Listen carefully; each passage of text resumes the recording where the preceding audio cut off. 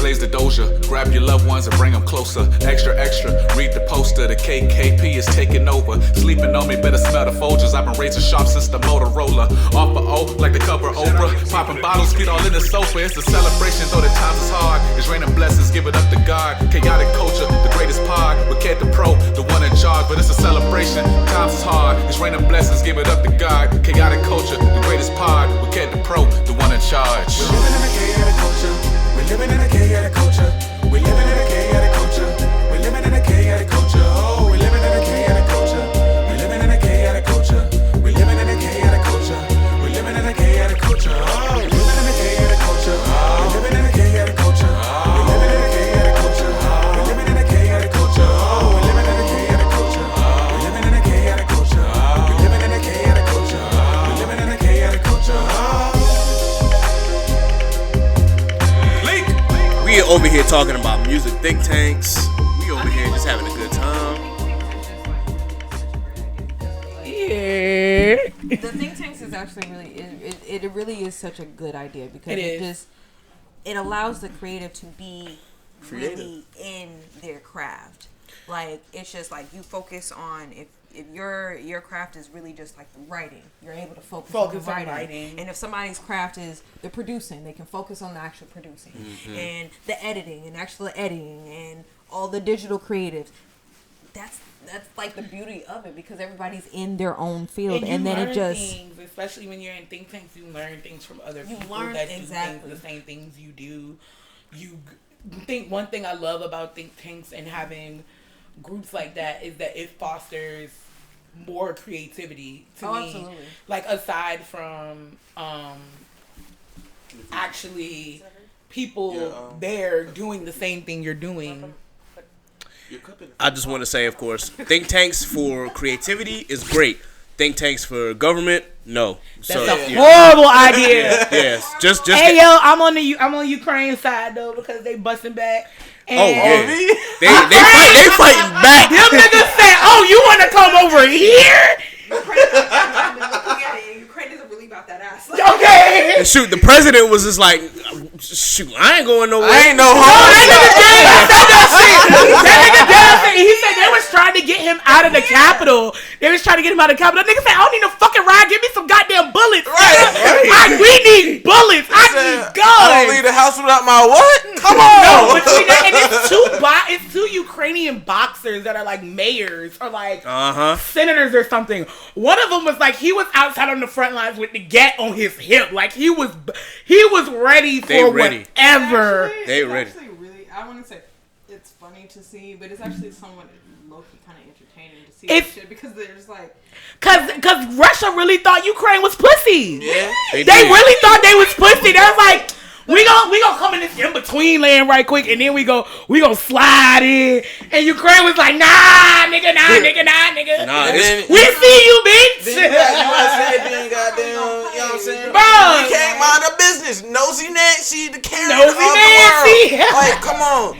We did not have to go over there. We're not over there yet. We're not over there yet. But they're en route. They have an ETA. Through NATO, we have an ETA because it's just like, okay, well, we gonna station ourselves in these countries who are NATO. That's an ETA. We're going over there. When they said somebody tweeted, it was like the NATO soldiers or whatever have been enacted for the first time ever. I said, did we really need to jump to that so immediately? Like, we had a whole war in Iraq and them niggas was never enacted.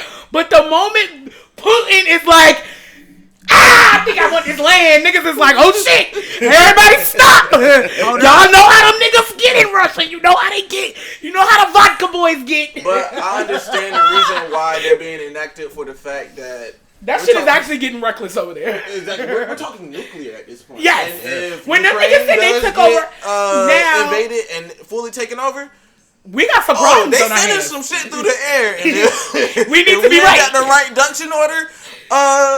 I need to find somebody that got a bunker. No, but you real though. There was a I forgot, it was a U.S. official who had like, they were recording a video and he was just like, Don't try it with the U.S. right now, because if you decide to go this far, I'm sorry, but somebody else will be raising your sons and daughters. That's a fact. That video. That's a fact. I'm sorry, not sorry.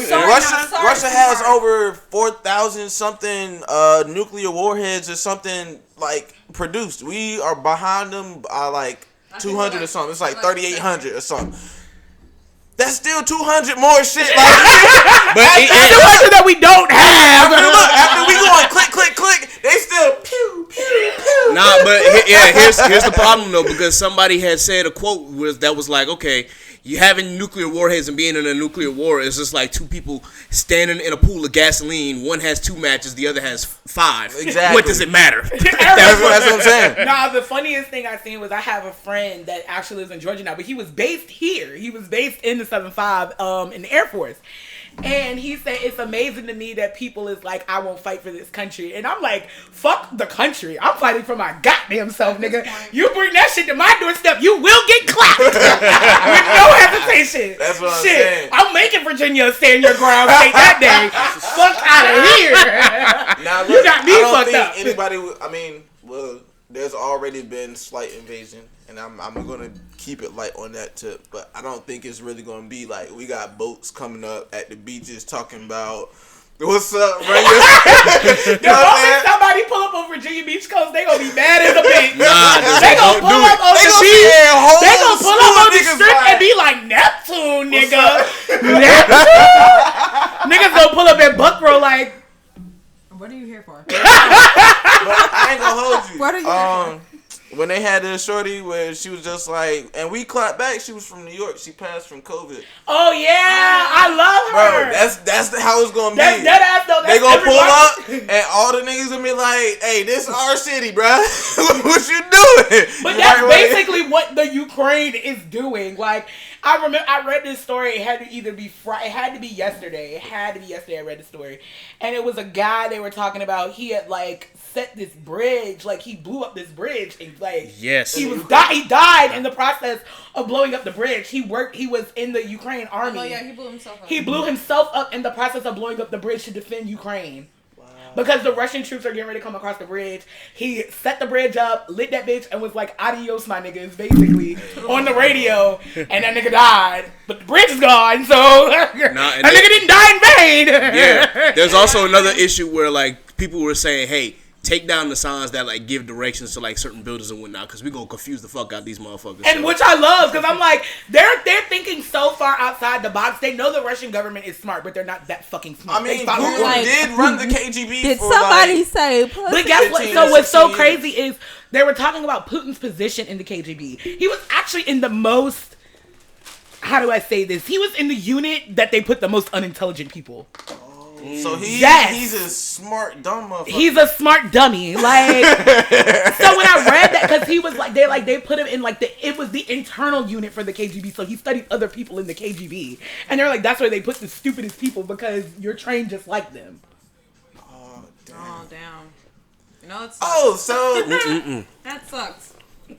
In other words, him and Trump are two big dummies. Basically, they so smart they fucking stupid. Putin's the one that pulls up to the function with the big ass truck that's loud for no fucking reason because you overcompensating for something. Yes. He's like absolutely. Like trauma?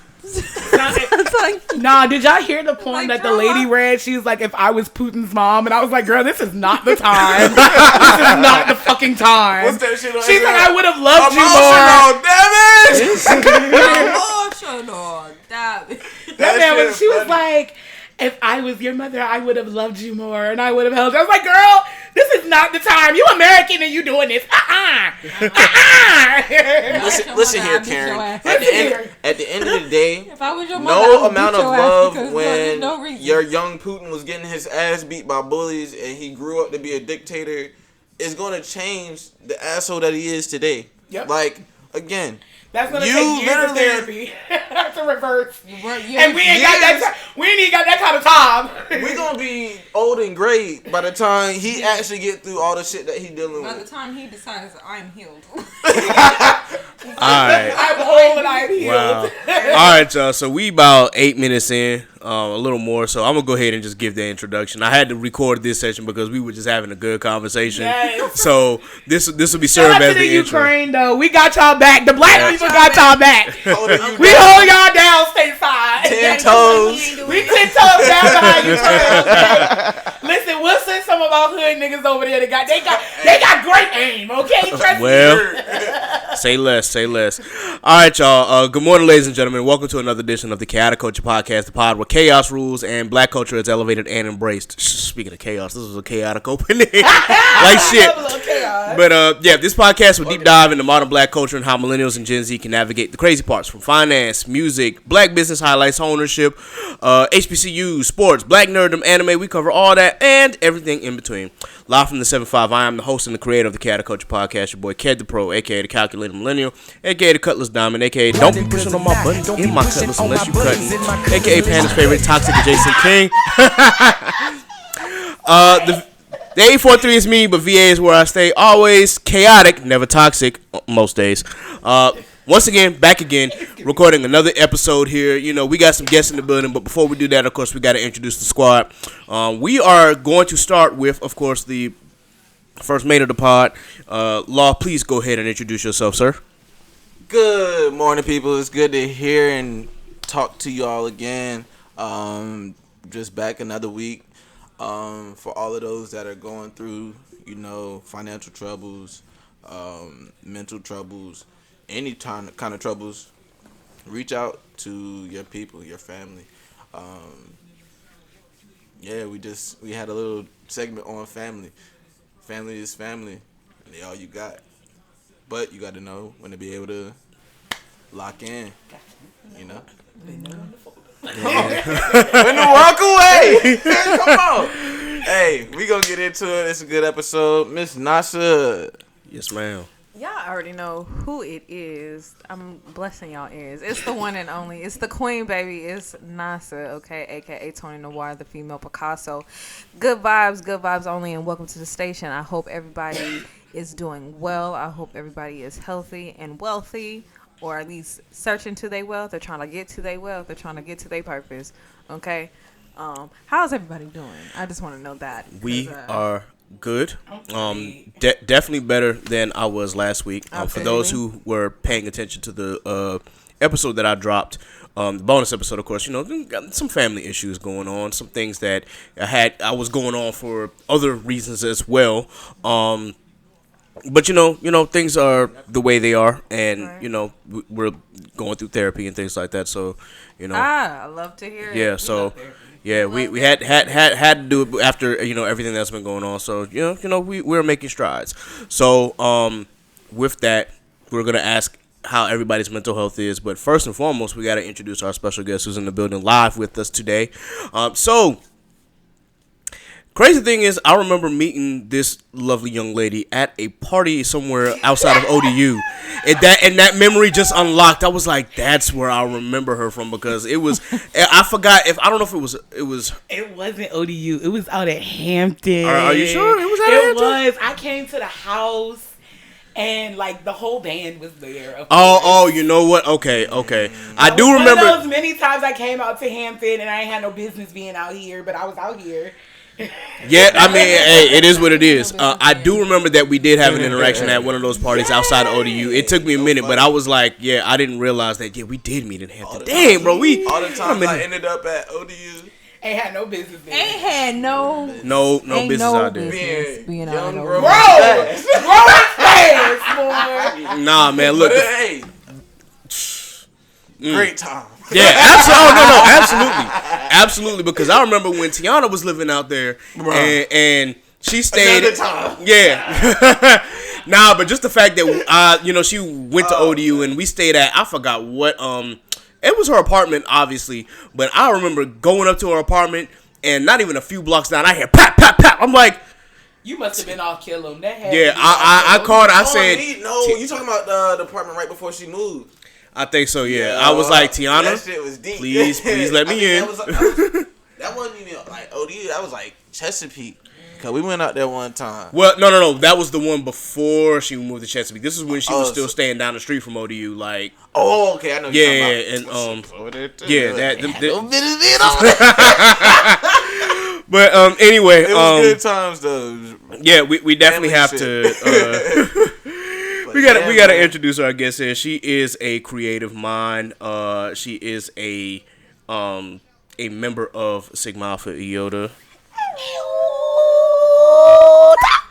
Yes. And overall, just been giving very good vibes. Please, thank you for joining us here, Ms. Zenobia. How you doing today? I am good. It's your girl, Zenobia Monte, a.k.a. the head hustler in charge. Okay. Don't forget to follow me at _ all eyes on Z and at H4 Creative Firm.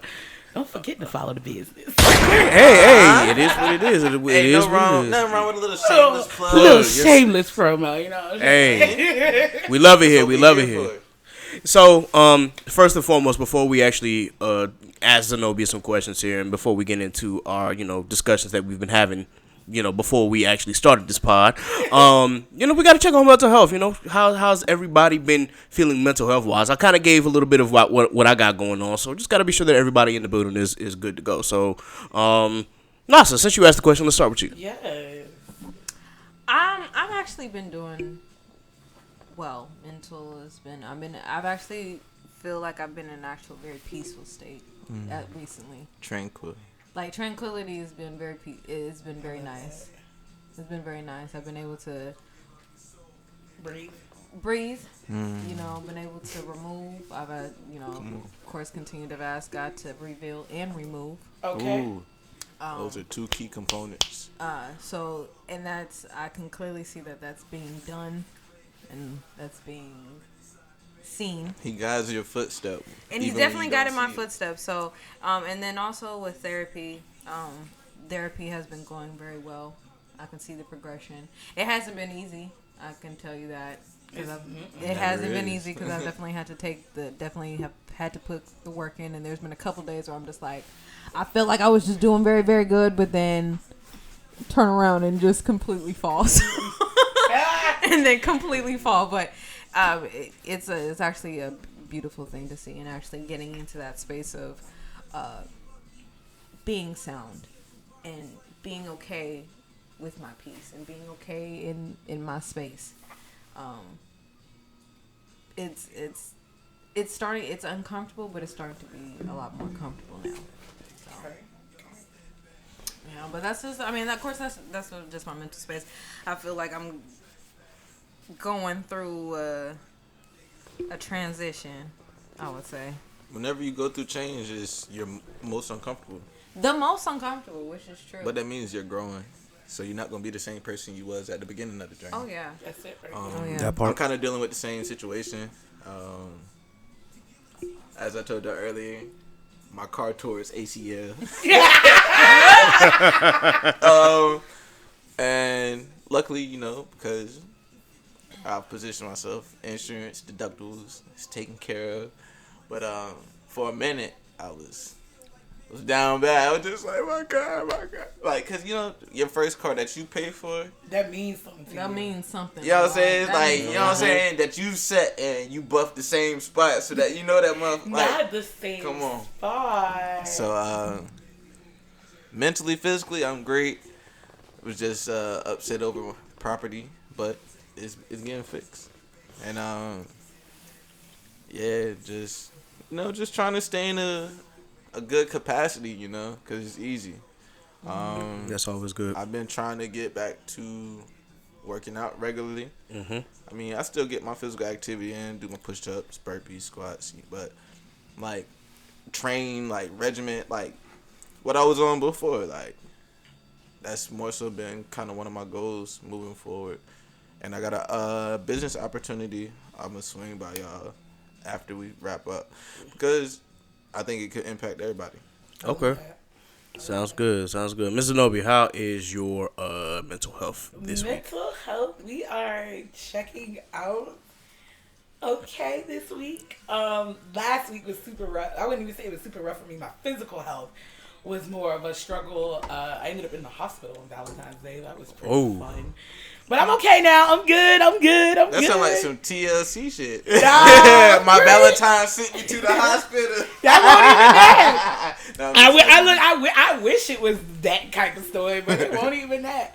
But I feel like when me getting my physical health in order this week and like kind of getting a hold on things and just being able to reset myself, because last week was just a crazy week in general.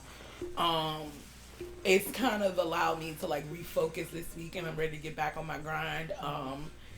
I gave myself, as I say, 2 months off in my head from hard business, as I say, where I'm like pounding the pavement, creating every day, just to give my brain a break, give my brain a release. So now I feel like I'm ready to like get back go full throttle. I got collections to drop, baby. I got shit and money on the table. It's time to get popping. First quarter of the year almost over. It's the planning quarter. It's the planning, okay? That goes back to a conversation when we were on Anime After Dark. When we were talking about content creators and their turnaround time for dropping chapters and content. It's the same thing. Ooh. You know, mangakas and what's the other one? Damn, I'm showing how green I am. I'm sorry. No. I don't watch anime, so I'm green too. I'm very green. But it's just like, so like when you have a quota to meet and you have to get these chapters out week to week, or if you're on the animation side and you want to have your weekly, exactly. So like they don't get too much turnaround time, and they really don't having their own personal time. And so I think it was one of the creators had passed, and on Anime After Dark we were talking about it because they don't really get, you know what I'm saying, that's your bread and butter. That's your I wake up every day, do something I love to make my dollar, pay my, you know what I'm saying? As a content creator, take the necessary time for yourself. And that's the one thing I really had to stop and say, like, okay, after Christmas, like my mindset was, I'm going to take a break from Christmas to New Year's and I'm going to be right back at it. And literally, I couldn't even really take a break because I was still getting orders. I was literally still getting orders. And these are not orders where, like, people are just placing an order on the website where I could kind of not necessarily ignore it, but hold it off. These are people literally texting my phone, like, hey, can you make this? What's my ETA? What's the ETA on this? And I'm the type of person, you know, I believe in turning down bad money, but if you specifically reach out to me for something, I'm going to try everything in my power to get it done. Correct. Especially, like, if I have the means.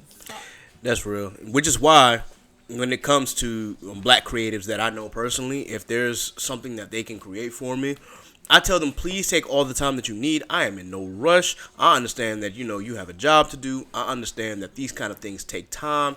And on top of that, you're putting your all into it. So please take as much time as you need to get this thing done. Because, look, you know, especially when it comes to making this podcast, like sometimes I have to take a break myself. It's like, okay, sit back, bro. Are you good to record this week? If I'm good, I'm like, yes. Call up everybody else to see if they're good. If I'm not, I'm like, chill. You gotta relax, man. You know, this past week in particular, with family issues going on, with fraternity stuff going on, with job stuff going on, I was overwhelmed. I was like, I'm gonna take a break. I'm gonna give him like a quick 10-minute bonus episode that I recorded off my phone, and just leave it at that, and then we'll be back into it as the weekend gets closer. So but it was funny because, like, I actually enjoy this, you know, getting with y'all and being able to rap and, you know, just have conversation. And I was just like, I was looking at the calendar, I was just like, damn, Cat ain't hit us up about recording. And I was just like, and then you had dropped the bonus episode, and I listened to it, I was like, okay, he got stuff going on. And I respect it, but I knew that we had locked in for today. So I was just like, we gonna talk, and I'll make sure he good. You know what I'm saying? Yeah, man. But, like, yeah, man, like, just being able to just dive into this, like, facet, like, it's almost therapeutic, you know? Yeah, very, very. And I love doing this, you know, just sometimes when you know, putting the podcast together. Yeah, and then when life happens, you're just like, all right, you know, you got to take a moment to reevaluate what's going on and then try to figure out, what the next steps are. So, but we back, and that's the important thing. And so we gonna get right into it. So with that, first we are going to start with Miss Zenobia. We're gonna ask a couple questions here. My. Yeah, so gotta put you on the spot a little bit. That's how you put me in the red chair, huh? Ooh, yeah, welcome to the hot seat. Now, it ain't gonna be too, complicated or anything like that. I typically like to ask a question. Until it's complicated, right? Yeah, I'm not. Look, when I start asking them complicated questions, then that's when stuff starts getting spicy. I like it. Right? But nah, most of the interviews that we've had here have been pretty good. If you ask anybody who's interviewed here, I try to keep the positive vibes going all the time and try to keep the energy up. GVO. Indeed. Good vibes only. So, Ms. Z, just tell us a little bit about yourself. Where you from, and tell everybody who knows me, and if you don't know me, I am from the capital, the Cap City, 804, Richmond, Virginia, RVA every day. South side, to be exact, the best side. Don't know about them other sides. Can't speak on them other sides. I only know about the south side. South of the river is where you find me, okay? I got a question. When your birthday? When my birthday? Ooh, baby, I'm a big Leo, big remix, okay? I'm a Cancer, but I love somebody else. no comment. Ooh, what's the shade for, friend? Nah, you good. We have a Leo hater in the room, y'all. I I ain't think no that's what hater on my it is. side. I just wanted to, show you the shoulder, see what you know what I'm saying? See what your pivot game like. Nah, Ooh, I'm a that's Libra. my pivot. You a Libra. Yeah. Not a lion ass Libra, man. Yo, you the Did we lie? Did I lie? Nope, he's doing the lying, y'all. It's not me. It's hot. The tea is hot. The tea is hot. and I'm just y'all see how they do me? It's a fact. You Libra man be lying for no. Y'all just be lying to see if y'all good at it. I don't know what it is. Look, I have nothing against Libra men because one of my younger brother is a Libra, and I love that boy to death. But you can't talk because you a Cancer woman. Y'all just emotional. You know, I find No. I'll take it. Y'all are emotional, but I love it. I'll take it. I'll take being sensitive because that's really all y'all can say. Okay, so I feel at least I'm not emotionally inept. Okay, so I'm just gonna slide over. So since I would see, maybe I'm setting myself up, but I just want to see what you say about Taurus. And I love me some Taurus. I've never really encountered them. Okay. I've never really encountered. I really haven't. Taurian women, I've encountered more. I love Taurian women. They are like firecrackers. Like they're like click, click, boom. Mm-hmm. I love them for that. But I've never really encountered any Taurian men. Men that are typically drawn to like my personality are Scorpio men, Gemini men. Ooh, Jesus, not talk. Listen, I date a Gemini man. I'm praying for you. Gemini men, they're just Wait, like. but I'm still stuck on the fact you calling me a lion Libra, but your whole animal is a lion. Why you lying? We don't be lying. That's the thing. We tell the truth. If anything, Leo women, we are blunt and we tell the truth. Okay, no, here's my thing. Just because you had one bad experience with a Leo woman, don't try to categorize all of us. Okay, just because you had one bad experience with a Libra, don't categorize. Here's my thing. I love Emotional damage. I do care for Leo women because like one of my good friends is a Leo woman and she's real confident, real sweet to the teeth. Okay, yeah, love to see it. Now the Leo men, trash, fucking trash, trash. Men, Leo men can go to hell. Dead ass. Do not date a Leo man. Stay far. 50 girl 1,000 feet. Take out a restraining order. It's just spare yourself. I feel like you need financial compensation. I feel like there's a difference between like a confident Leo male. No, there's no difference. All them niggas is fucking trash. And then a cocky Leo man. All of them are fucking trash. And trash. Them and Aquarian men. If you're an Aquarian man, stay far the fuck away from me. Yeah, I would slap your ass. They're fucking trash. That too. Aquarian men. weird. Aquarian, they're not weird. They are fucking rude. They're not. They will lead you on, make you think that they want everything with you, and then they will drop your ass like a bad habit. Hey, look, if y'all And I talk all witnessed this this shit on about other men, if the opinion is that Libra men lie, I would take it. You know what I'm saying? Y'all just drug Well, both. what do you feel about your counterparts, your female Libras? Like, let's talk about it. I love Libra women. Actually, My mom's a Libra woman. I just want to say we all balanced.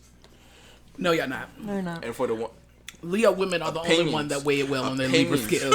Opinion. It's a fact. The And Libra two or women more that people I say have it, dealt it's with- sounding like a fact. The Libra women I have dealt with. Have you ever dated your sign before? No, actually, but I That I did. did. I It wasn't bad because it was bad, but I had sexual relations with mine, and that was it. That was enough for me. when you actually can like sit down and understand, I don't want to. that's the point. Yeah, see. You were never supposed to date your sign. I don't want to. It wasn't because we didn't work out. It was just one of them things where like Spider-Man. Like it was just like I see too many. I see you. I see who you are. Exactly. So And I nothing have, against Libra women. I They have great. talked to But the person. can't do I've it. talked to a person who's my same sign, but you know he was real. I don't know if he was real nice about it, but I'll take saying that he was nice about it, about dumping me. He was just like, look, I think that we should be friends. Cool. I'm just telling Mine I'm didn't just even taking dump it- me. Mine I'm just just taking it. left me for a girl that looks like me, but she's lighter than me. And then I was like, Oh, see, we don't do colorism in here. That's the trash. colorism. I don't. So I wouldn't not say even that he's colorism. colorist, He but just- I would say He tried to life swap on some shit. he did basically. And And I was like, maybe it's me. I don't want. But this then I realized, Barbie. no, it's not me. I want this Barbie. It's not me. You can't do. The only thing with Taurus hate is that that, shit. like, because my best friend is a Taurus, you guys can be very stubborn. But other than that, I love you guys. Y'all are very Taurian women though. When they get mad, it's like they don't See red. blow in the china shop. Well, I'm gonna say it like this: like I don't get mad often. But when you do, When I do, it's it's like scary. It probably yeah. scares people because you're so very much so mild mannered. People are probably like, "What the fuck is wrong with him?" Yep. That's I feel like that's the same. I feel like that's low key the same. With You're very mild mannered too. So I feel like seeing you get upset. Me, on the other hand, I'm a high strung person. So if you see me mad, it could be something as small as like they forgot my fucking straw in my bag or something. damn. right. Cause Nah, for me, it's driving. Like, I'm cool, calm, collected most times. But if I see you on your phone and I make my turn and you for sure have to be stopped to make sure that I can pass by and you just say, fuck that, bro, I'm rolling the window. Get off the phone. Like, I will go see, there. mine is always like people who be driving slow in front of me, and I'm just like, move, and then you drive past them, and they're not doing fucking anything. Same. They just insist on driving at that speed Same. limit. So and I'd I be guess livid. yeah, I guess for me, because I've been driving so much and because I work for a car company is why I'm a little calmer now. But I will say, like, I don't get road rage that often, but when somebody does something stupid on the road and then I end up passing them, I've told them before, I don't flick nobody off anymore. I literally just roll the window down and get the thumbs down. Like, Oh, that's good. That's I'm good. like, my Thumbs boy, down, no, thumbs down. Tomato. boom, tomato. Fuck that shit. We're throwing bricks. Yeah. So that's kind of how I am. Be like but- them Florida men, you know what I'm saying? You up the top. Right. Now, to That answer, was some actual wild shit to When witness I saw on that, video. yeah, like, And that nigga busted and not thinking that, like, I was like, you But don't think he's your a own dummy. glass is gonna bust back on you? he's recording himself. He has a camera in his car and on the, like, you were wrong through and through.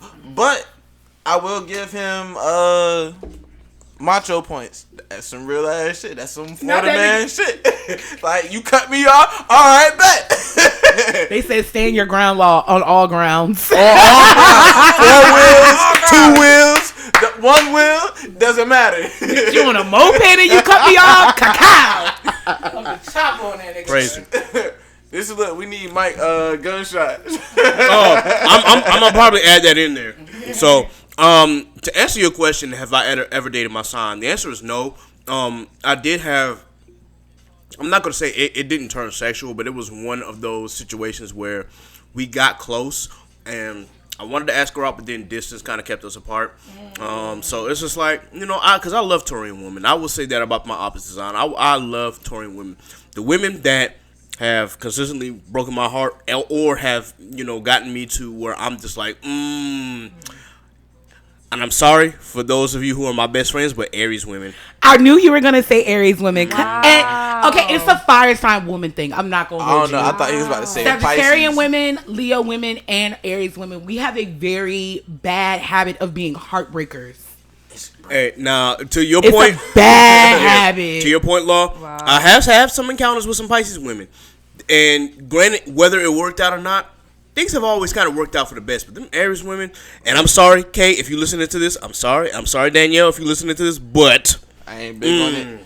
But look, them Aries women, bro. Them Aries women, bro. I'm gonna just say these two things right quick. Pisces and Scorpion. I love Scorpios. Scorpio women and men. I love them. Hey, my longest relationship was with the Scorpio woman. So. And that was the best time of your life, wasn't it? Yeah, one of the best times. Exactly. I don't know. See, I'm not gonna say they on my shit list. But they on your shit list. Pisces is not really on my I wish shit I had I love Pisces. I love Pisces women. I love Pisces women. I love Pisces men because there's something about there's just the stronghold that Pisces men have. That's me with Scorpio men. See, and I haven't met a Scorpio man that has just swept me off my feet. Listen, I don't know what it is, but every Scorpio man I meet, they are creative. So that's like, okay, you're just like checking off the boxes. But like Scorpio men, they're quite the I do love the creative side of a Scorpio man. I definitely love the creative very side. Creative. They can see things very differently. So but there's something I don't know. My experience with a Pisces man was actually quite great. It was just something about a stronghold. It's just like, you lead, sir. You're a leader. Interesting. Very interesking. Boy, this topic has definitely took a wild turn, but tell us a little bit more about yourself, Zenobia. I'm saying, bro, living up to our name. I had to crack that door because look, it was supposed to be the one. Look, I asked a good question. You really did. But nah, if you could crack that door, it is kind of toasty. Yeah, I'm gonna turn the AC down a little bit. Not the AC, the heat down a little bit too. But tell us a little bit more about yourself, Zenobia. Like, what you got going on? Well, aside from me being from Richmond, I was a former student, not a graduate from Old Dominion University. It was 4 best years of my life. I made some of the best lifelong friends I will ever have. After that, I decided to come home. I worked a little bit, and then I started this amazing baby called H4 Creative Firm, Heart, Hunger, Hustle, and Humility, because we all about the humble hustle here. Yeah. And that has just blossomed into just some amazing opportunities for me. It literally started off me making Christmas ornaments. I shit you not. Making Christmas ornaments after I gotten fired from Capital One. I actually filed the LLC for my business while sitting at my desk for Capital One on August 28th. And I remember saying to myself, in a year, I'm not going to be sitting in this chair. I'm going to be working on my business. Not thinking that literally months later, I would have planned my first event, and literally that following week, I would be getting fired. And it was like the biggest blessing in disguise.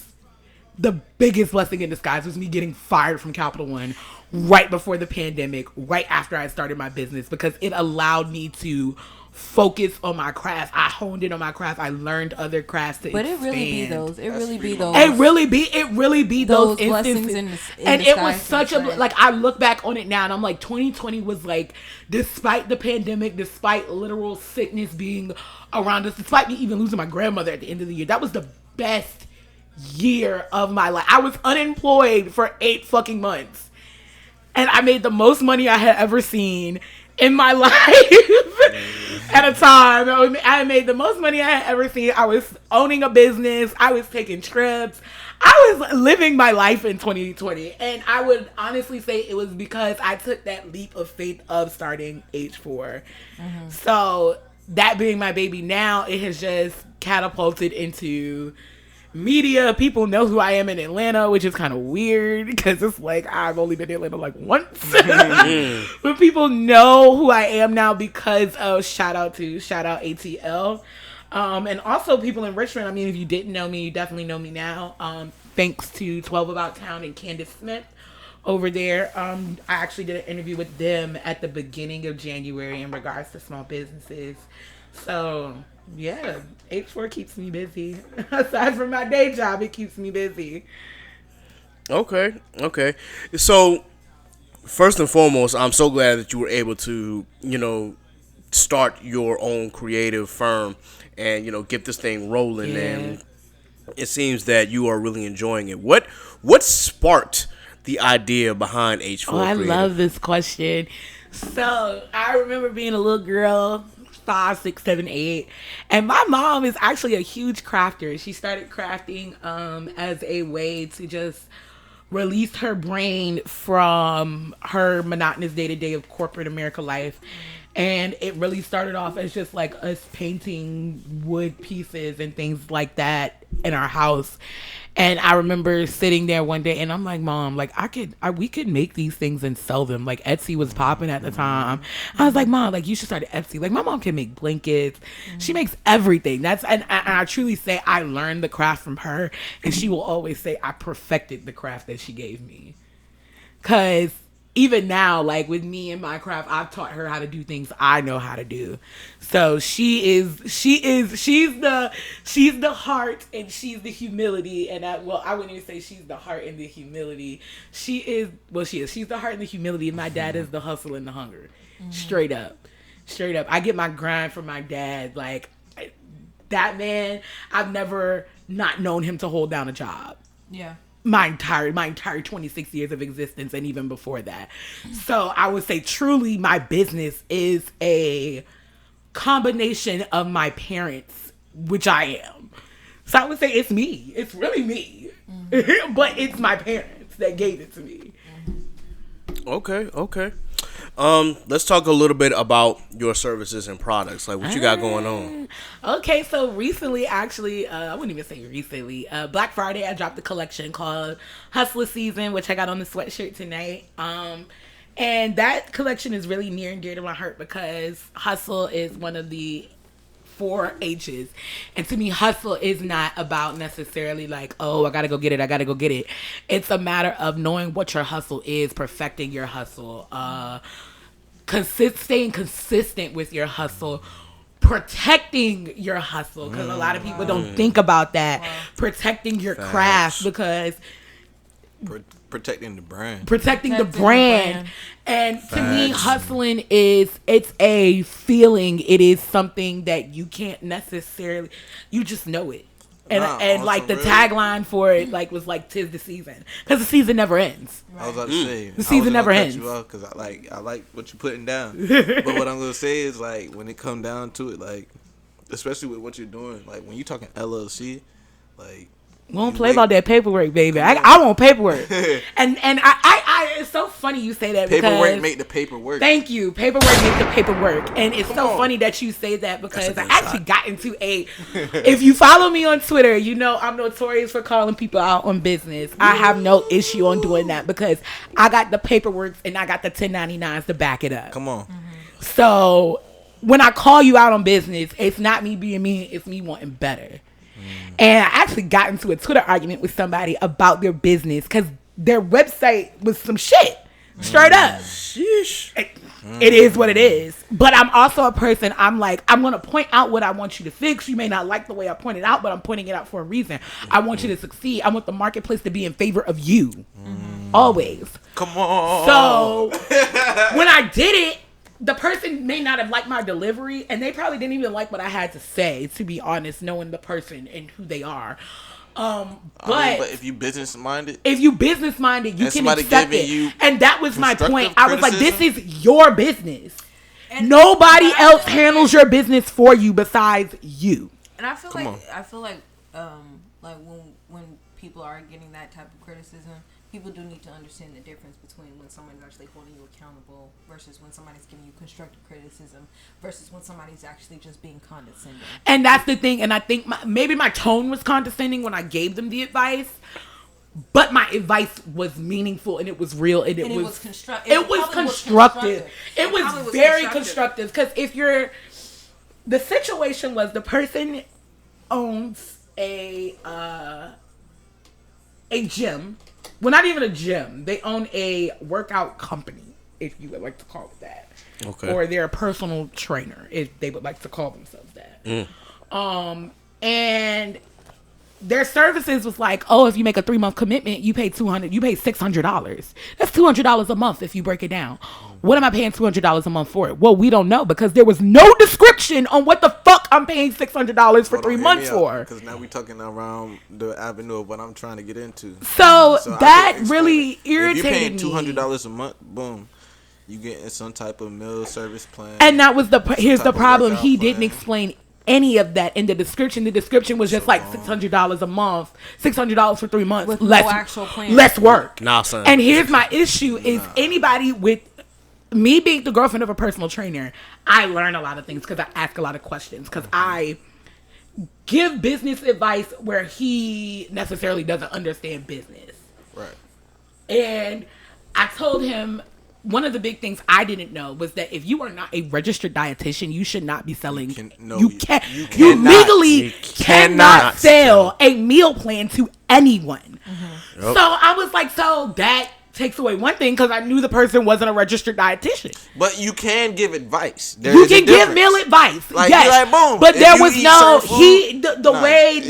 the person reconstructed it was like, I'm giving meal plans every month, and I'm like, you can't do that. You're a ISSA certified personal trainer. You literally are workout only. That's it, because that's all ISSA is. And even my boyfriend told me that is not the best personal training certification to have. It's actually one of the worst. Whew. Because all you can do is work out. That's it. And if you're working for like a Planet Fitness where you might get 3 to 4 clients, that's perfect. You're not making no money. Oh no. But if you have, I can't think of the other one off the top of my head. I think it's AmFam actually has the highest ones where their trainers get paid. I can't think of it, but it's like the top one that you're saying, like you can legit go to any gym, anywhere, explain your credentials, and give people workout plans. But if you don't have dietitian behind your shit, you cannot. Don't be selling no meal plans. You cannot give nobody no meal plan. So yeah, I think people fail to see the constructive criticism in business sometimes because they are so busy trying. One thing I made sure of when I started business was that I didn't pretend to have it all together. Yeah, don't fake. I still ain't got it all together. Anybody who knows me knows a week before I pop up, I'm getting no sleep that week because I'm working. 9 times out of 10, I'm still creating shit.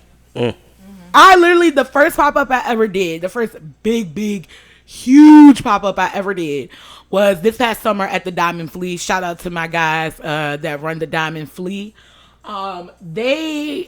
That was one of the best events I ever did. It was outside. It was July. It was hot as shit that day. Shout out to every single person that came by my table because that was the only thing I was like, thank you for coming. I know it's hot as hell. But that week of, I was working every night. I was coming home from my full-time job where I was working 8:30 to 5:30 every day, coming home and creating till midnight, 1 o'clock, 2 o'clock in the morning, going to sleep and flipping over and doing it again. And I literally did it every day. I remember the night before, I woke up at 2 o'clock in the morning. I was like, I haven't done inventory yet. And I woke up and I did inventory from like 2 to 5. Sheesh, that's the I don't like, to me, this business is not a joke. People take, I've seen a lot of people, and no shade, a lot of people started businesses during the pandemic and they were pandemic babies. And now they're closing their business. And to me, H4 was never a pandemic baby. This is supposed to last beyond me. This is supposed to be willed out. This is legacy. Like, this is legacy that I'm leaving. These hands, I can teach somebody else to do what I do. That's a fact.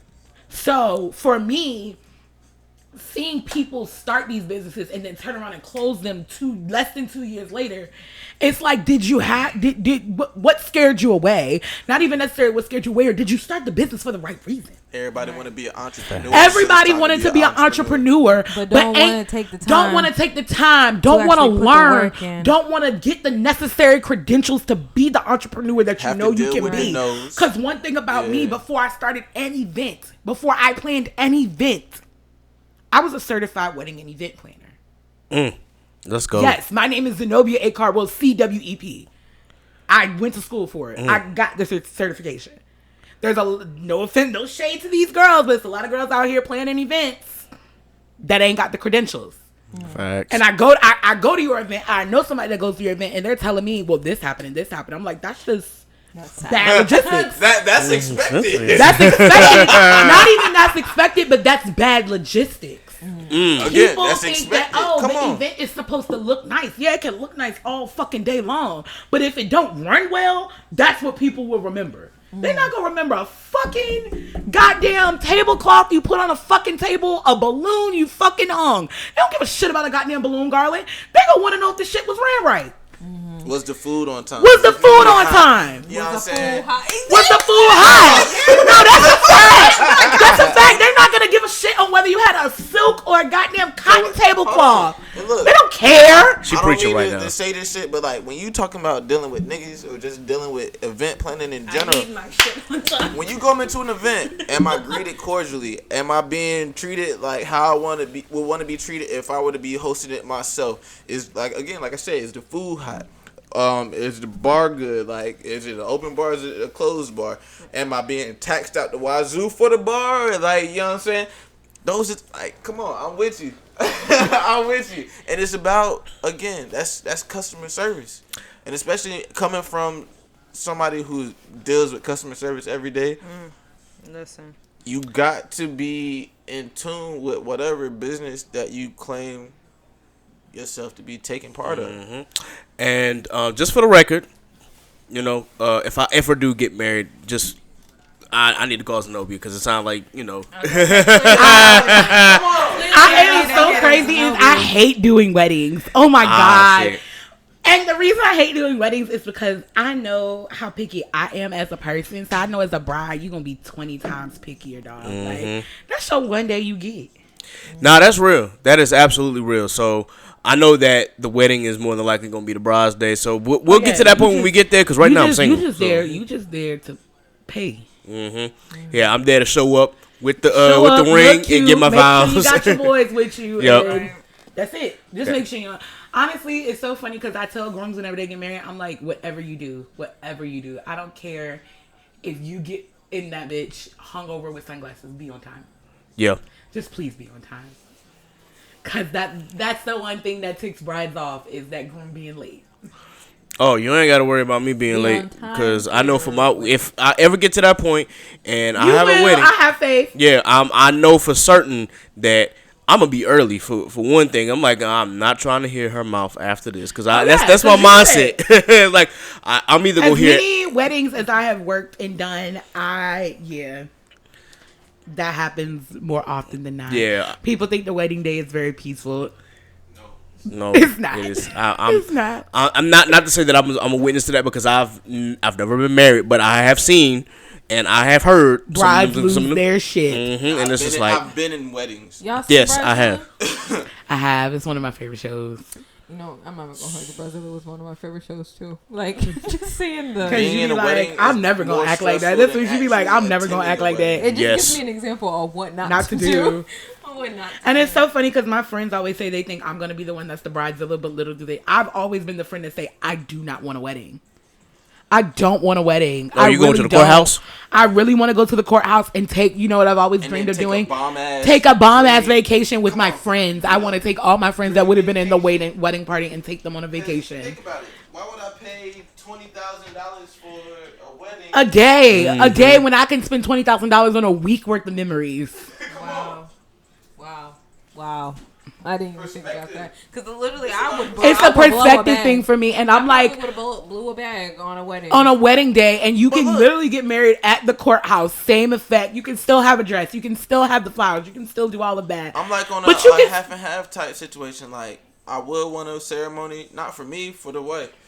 But at the same time, I want, like you said, take that vacation, experience, again, like, have a bomb honeymoon. Like, that's...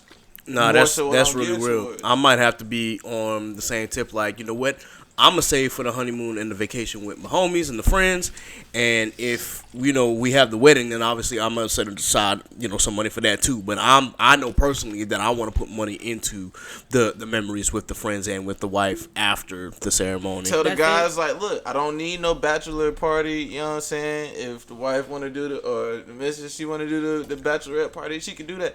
But my bachelor party is gonna be on the vacation because wherever we go, we going to fuck up. No, that's real. Turn it up. And, if I do have something like a bachelor's party, I'm like, man, the only thing I want to do is either play video games or maybe go to the casino. That sounds boring as hell. Shouldn't me. Hey, you talking that to sounds boring as hell. It is boring as hell. As somebody that's been to Vegas, that sounds boring as hell. It's boring as hell, and it's gonna be like that. That's what it is. I even went to the strip club in Vegas.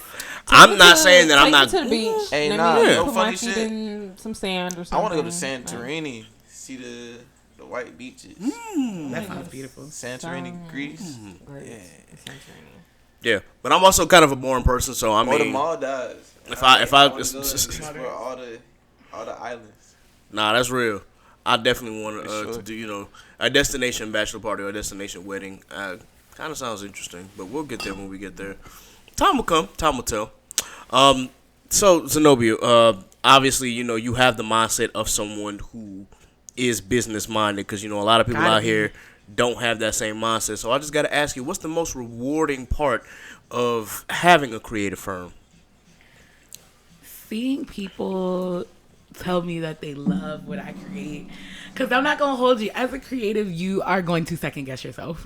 Always. More than like, I literally ask people sometimes, they be like, just do what you want to do. And I'm like, you really trust me a lot. Like, you trust me too much. I tell people all the time. Sometimes creatively, y'all trust me way too much. And thank God it comes that I haven't had a miss yet. But think about it. Being as a creative, you are your biggest critic. Yeah. You're not going to drop no content without making sure that your lighting's right. Like, you get what I'm saying? Like, you're not going to put out bad product because, again, that's tarnishing your own. Of you. Exactly. That's a fact. But yeah, I would say definitely people responding and saying, like, this is like one of the dopest things I've ever had. I'm so glad to keep this. People even like posting pictures of things like years later. Like, I have people actually just recently did a new cup for somebody when I first started business. I made a tumbler for her and she had just graduated with her master's. Now she's got her BCBA and she was like, it's time to upgrade the tumbler. And I was like, let's do it. Okay. To me, seeing people spin the block like that means a lot because you thought about me again. You were like, I loved my first product so much that I want to come back for seconds. Yeah, and that's how you build like rapport. Yeah, like, think about it, because what if she goes up $1 million off that? That's a contract. And I'll say that's up $1 million. It's been situations where I've created one thing for one person. Like last year, I had an amazing, huge order from VCU's Black Grad Student Association. And one of the cool things about that was the person I had did the order through, I had made something for her. Like, I did like a free giveaway. And she had thought about me again. And she was like, I really want you to do these for us. And I was like, okay, cool. Like, I'll do it. I ended up getting a bulk order. That was like my first bulk order ever. So that was like, and ever since then, bulk orders are like my favorite thing to do. I love it because. Well, I do want to ask you, are you doing drop shipping or are you just doing it pretty much everything by hand? I'm self-contained. Self-contained? Hey, and that's okay. Shout out to my drop shipping girls. I love y'all. Y'all are dope. But for me, it is it's something special. It's something magical to touch everything. Yeah. That has my spirit on it. That has my energy. As a creative, that it has my energy, and I want you to feel my energy from when I create. I always I made sweatshirts and sweatpants for people, and one of the big things they always say is that I still feel the love when I put them on. No, it's made in. It's made with love. It's made with intention, and that's honestly beautiful because for as a creative myself who wants to have that impact and wants to have that ability to just create, I thought about the drop shipping. I thought about just going through somebody else to create my stuff, but I'm just it just seems more authentic and it just seems better useful. Make the sacrifice, get your equipment. Better useful to just put my own. To just kind of put my own ordeal on it. Oh, that's gonna walk over. Okay. It just feels really. It does feel really empowering to just kind of feel like this is what I was able to do, or this is what I was capable of doing. Now I will say it has been definitely been discouraging for me because it's I have these ideas, but then we get into the logistics of it, and I just get stuck. I'm just wow, everything's now coming at me at once, and I don't know. It's I don't know what to do next. So what would you say for those who are actually serious about wanting to put a business out or create a business? Ooh. What would you feel would be the first steps, and what would be the next step to find your lane? Because your lane has no traffic in it. Huh. Find your lane because your lane has zero traffic in it. Right. Shout out to Liv. Love you, girl. But that's the fact. Your lane has zero traffic in it. So once you find your lane, because like I said, I'll tell people, and people know this, there's a lot of girls that do what I do, that create what I create, but they don't create it the way I create it. Mm. We different. And I love that for them. We different though. So for me, it's finding your lane, knowing your lane, minding your business in your lane, more importantly. That part. Mind your business in your lane. Mind your business. Literally, your business. Your business. That. And then add to that, pay attention to the business that's paying you. That part. Mind the business that's paying you. Mind the business that's paying you. Jesus was supposed to be very clear. Yes. People be in other people's business that have no mind, that have no business in people's business. Right. Goddamn business. Look. Nah, y'all are speaking facts right now. And that's going to be the most important thing is just to be sure that you stay in your lane and don't deviate from that and focus on what you have created and what you got going on. Don't focus on what anybody else is going on, because I've also learned that trying to compare your lane or your business to somebody else is a way for you to what's the word I'm looking for? You're only going to cause more trouble for yourself. It's a strong way to sabotage yourself. Yes, exactly. It's a very strong way to sabotage yourself. You're not driving. So yeah, absolutely.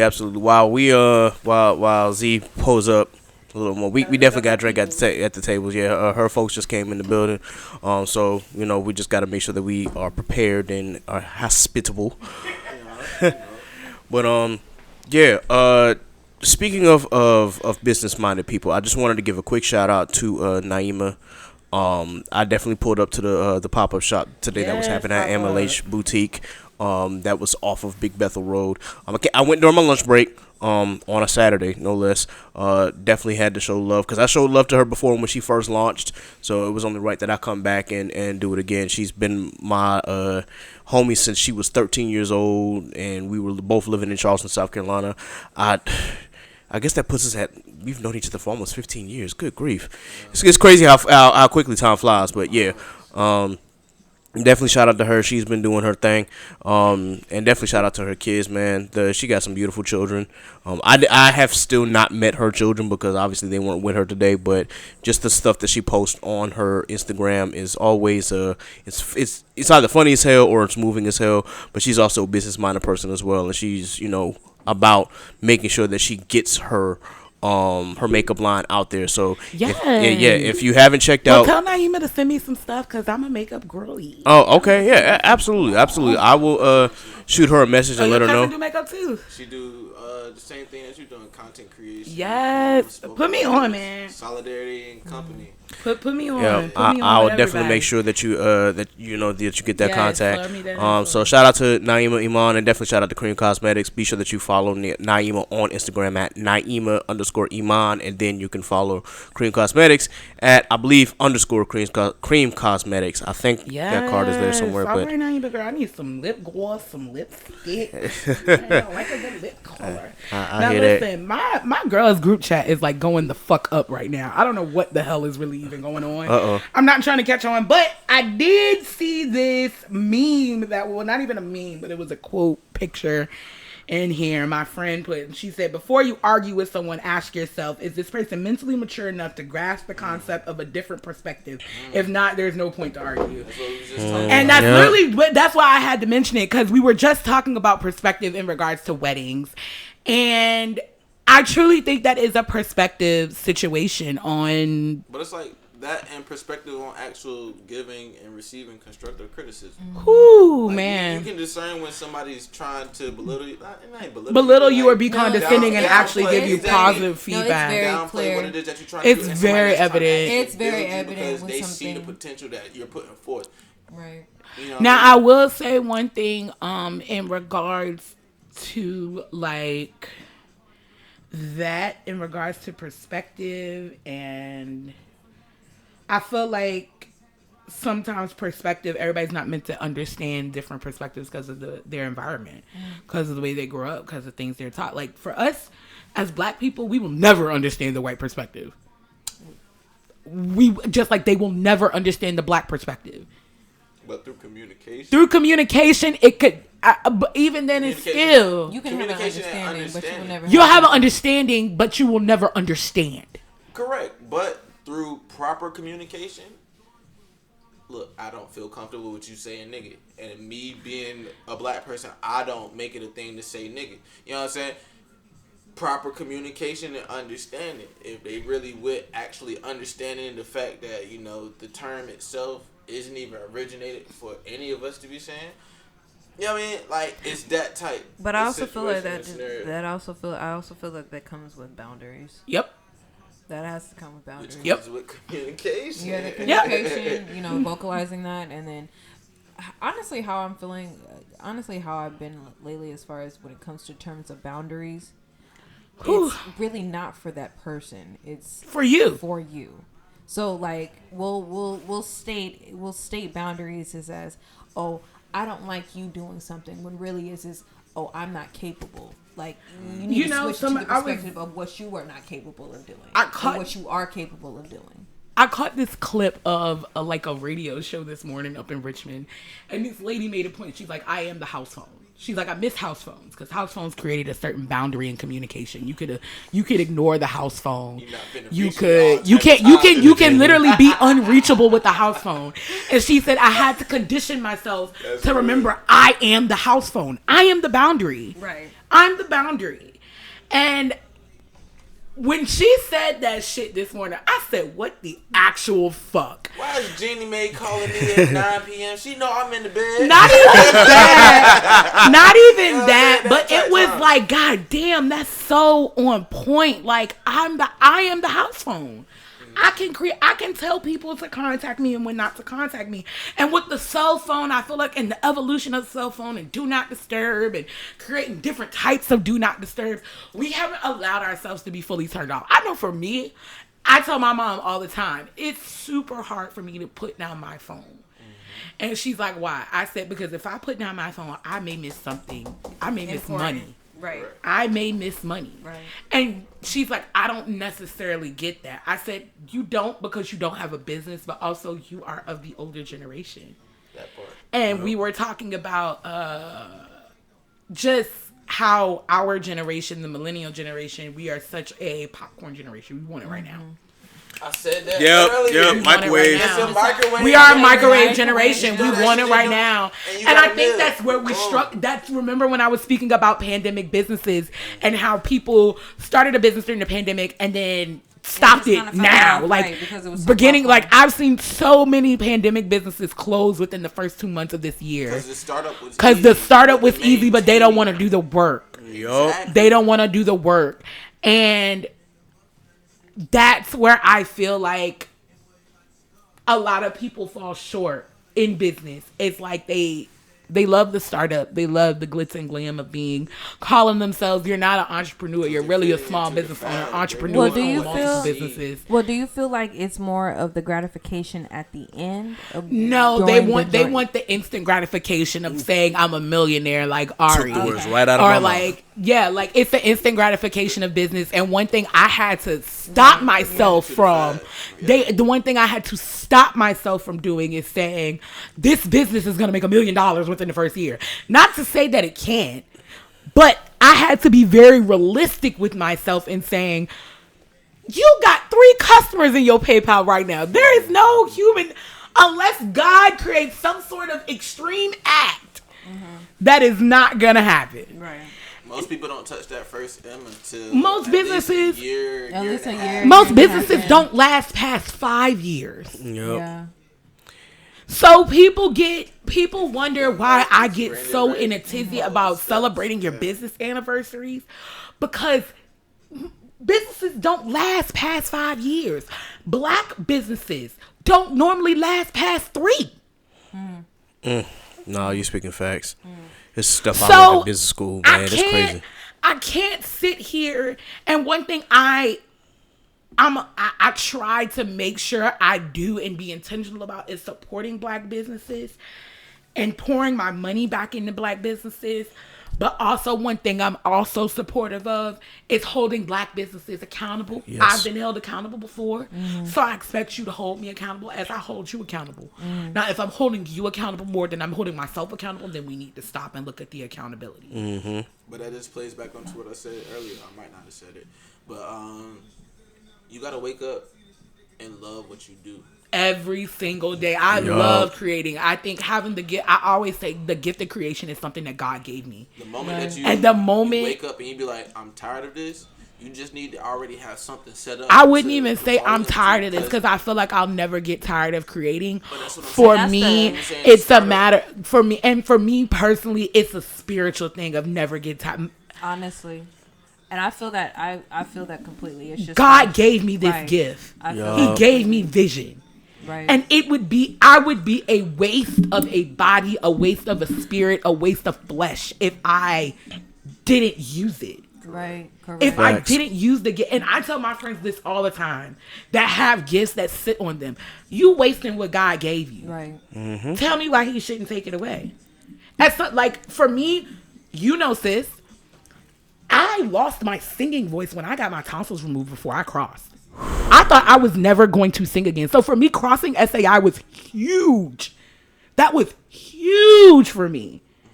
Because I lost my voice for almost 2 months. Could not sing. Literally couldn't sing. It was horrible. So for me, singing, performing, when I got it back, God took that gift away from me because I wasn't using it. He took it away from me because I wasn't using it. And he said, okay, if you're going to use it this time, I'm going to give it back to you. But you got to promise. You got to make a promise. You gotta put some work. So when into I it. realized my gift in business and I realized my vision in business, I promised God, I said, I'm never going to waste it. And I'm never going to stop. you know, As long as I got breath in my body, I'm going to create. That's so real as like a creative, because I've had those moments as well, because even just being as a musician, I'm just like, God, I know that there's something more that you have for me, so it's just like, I need you to give me that vision, right? As a kid, painting, singing, dancing, like something that was creative, that was something that was always bestowed upon, like I felt like it was always bestowed upon me. But I feel like when you get into those spaces of just kind of like confusion, it kind of just definitely strays you from where you actually need to be. And I always say the confusion, like for me, I jammed my middle finger this week, and I'm like on the mend. I'm almost all the way there. But when I did it, I was so angry. Like I was angry. Like my body was hot. Like I felt it. And I said, I remember I had to stop and I had to calm down. I said, this is nothing but an attack of the devil. The devil's attacking my body. He's attacking what I use what I use to create, which is my hands. And it will make you take a step back and say, okay, why is the devil attacking me? What is it? What do they want from me? And I know what mine is. I know. The thing is, when you can stop and you can reassess and you can take that opposite, bro. That's it. It's nothing more empowering than overcoming the obstacles. As somebody that is a hothead, and I get it from my daddy, honest. My whole attitude and aura comes from my dad sometimes. And as somebody that, if you take my temper there, you gonna see a whole nother side of me. It's up and it's stuck after that. It's up and it's stuck. Being able to be 26 now and not 23 and ready to fight everybody in sight, and 26 and saying, you know what?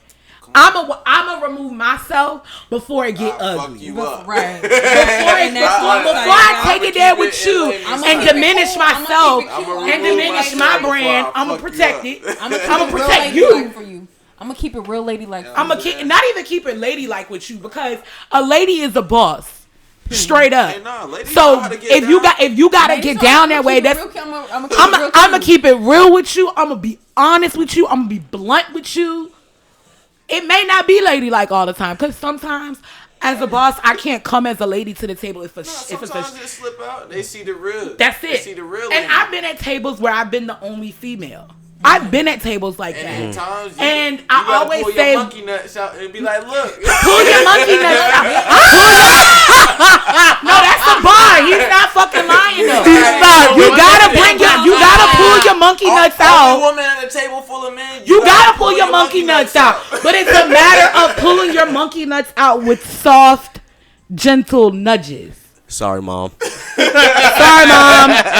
My mama know I cuss. She probably gonna be like, did you really have to say monkey nuts? It's just like, you gotta come with some class. Like, okay. I'm gonna come to the table. And one thing I've literally been the only female in a room full of men before, talking business, talking shop.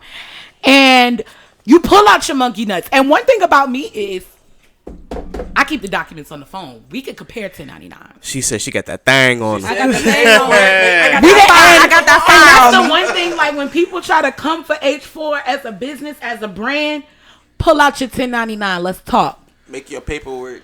Make your paper. Do you have an LLC? Because if you have an LLC, we can. If we do not have one, we cannot have the same conversation off dick. We can't. You out here, you operating with a name you don't even own. She said all cedars. Off rip. If you don't have an LLC, if you don't own your name, if you cannot operate business under your name in the Commonwealth of Virginia, we can't have the same conversation. I need my soundboard. I need a soundboard.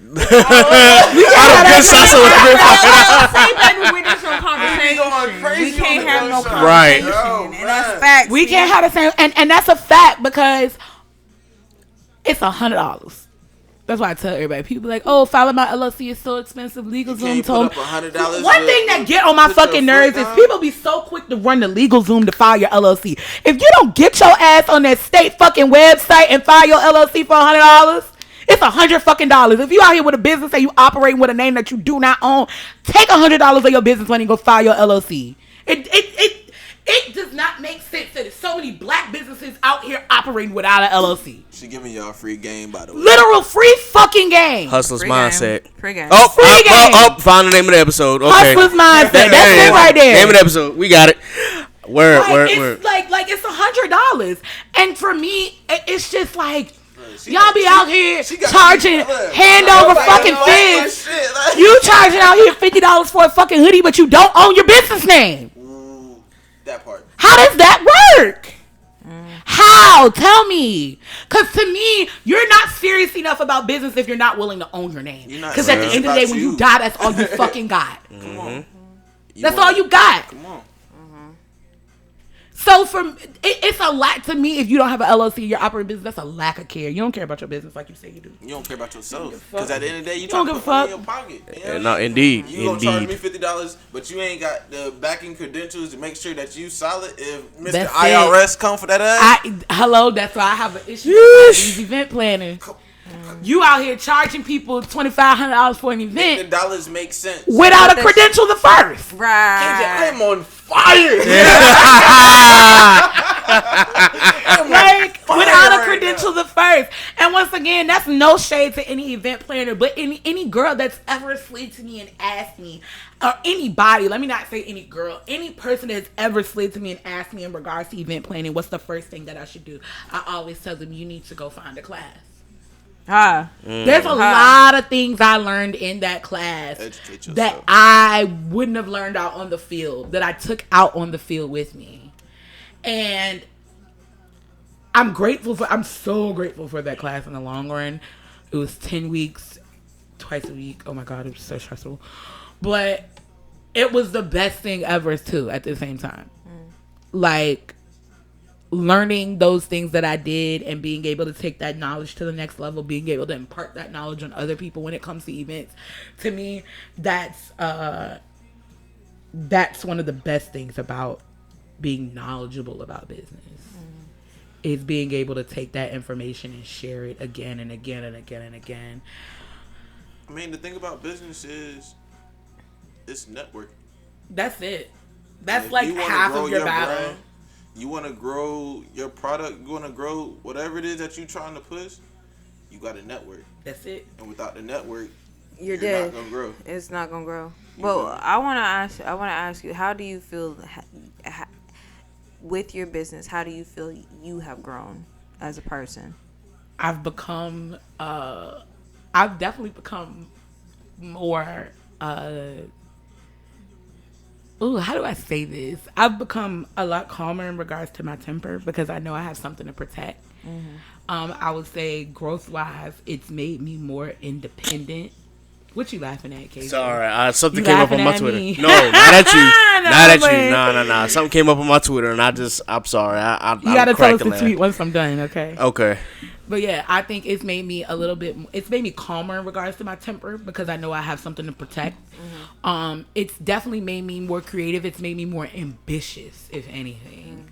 And I'm grateful for the ambition piece because I want to keep growing. I keep wanting to get better. So that's definitely something I've been working on in regards to that. So I think that's definitely one of the things. It's like the growth piece is just seeing me get better and seeing me learn to manage who I am as a business owner. Also managing business in general. Like, I used to take a lot of things in the beginning that I don't go for now. A lot of shit I let people slide on that I don't let slide now. Cause now it's like people know my name, people know my business. I can't do that. I can't do that. Like, once you get that experience, like starting out, you know what I'm saying? You got that hunger. But once you get some experience under your belt, hey, look, these my orders. This how I'm doing. That's things. it. You can't get with that. And that's one thing. My price is my price. I do not adjust. Say that. My price is my price. I do not adjust. And what Joe and Ja Rule say, the price of today may not be the price of tomorrow. The price is gone up. And for one thing I know that people don't think about in regards to event planning is how much stuff really costs. Like, people think I'll just be out here charging and not even absurd prices, because I've actually heard I need to raise my prices. But prices in regards to where we aren't, we are charging what we're worth. And I think that's what I do. Because my experience speaks for itself. If you telling me you gotta get the venue, food, DJ, lighting, if necessary, and then, you know what I'm saying? Those 4 to 5 things right there cost something. And let me tell you we something, talking your about venue- me as the person that's getting all that together, that's stress. Especially if you telling me, And I need it in 2 weeks. And when I do stuff like that, like there's a rush fee associated with it. When I do events like that, where I'm planning from top to bottom, it can be, the way I price that is 15% of the event cost, the total event cost. So if you spend $60,000 of your event, I'm gonna need 15% of that off top because I've done a $60,000 job. Well, and that's what I'm saying. So like you got the experience, you know what it takes to foot the bill. You're not. Again, hey, look, that was not making sense.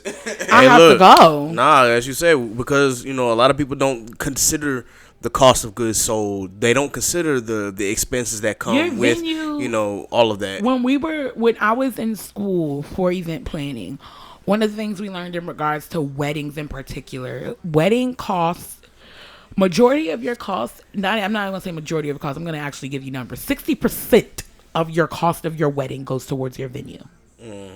And if you're a person that's of tradition, where you like a church and a reception hall, that's 2 venues you're paying for. Because I don't know a church alive right now that ain't gonna make you pay for that space. Nah, that's real. Listen, Black or white, black or white, you paying for that. you paying for that church. Bills have to be paid. Come on. Okay, blessings have to come through. Okay. Church still got Thank a you white- for a blessing white the and building black fund. Okay, blessing. So Blessing the foundation. that's something that people don't think about. Church It's, still got a mortgage. church definitely still has a mortgage. Got a goddamn burden. I know mine do. I can't speak on yours. Light bill. Nope, water mine does. bill. Both of mine. Lights. That still both gotta of the be on. churches. I know mine do. Shoot, but yeah, like for people don't think about that. Like I remember when I was actually started going to event planning school, a friend of mine was in the process of getting married, and he told me they spent $20,000 and they had less than 100 guests. I said, "There's no way in hell." He's like, he said we spent majority of the money. I said, on the venue where you got married, and up in Richmond, the popular venues are like Dover Hall. Google Dover Hall. Pull up your phone and Google Dover Hall now. Dover Hall in Goochland. It's one of the most expensive wedding venues probably in the state. Okay, they got the white people up front. Yep. What is it? It's a castle, right? Yeah.